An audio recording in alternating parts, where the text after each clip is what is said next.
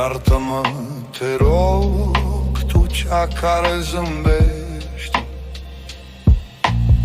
Știu că mi-atârnă iertarea în cornițele zâmbetului tău.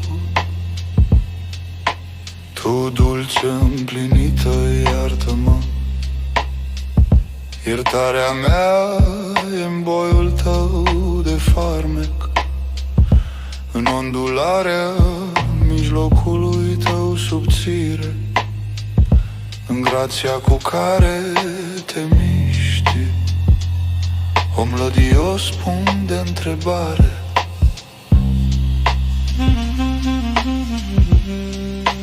Iartă-mă pentru suferințele mele.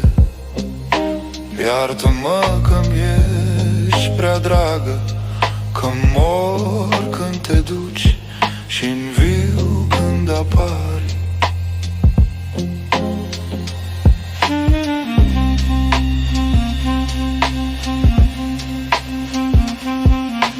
Iartă-mă, domnița inimii mele, cuprinde-mă de după grumaz.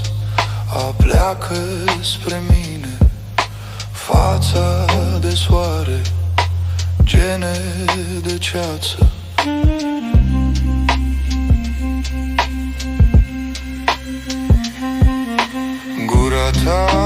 Gura ta să-mi dea iertare pentru toate cele știute și neștiute, pentru nebunile abia trecute și pentru cele imediat viitoare.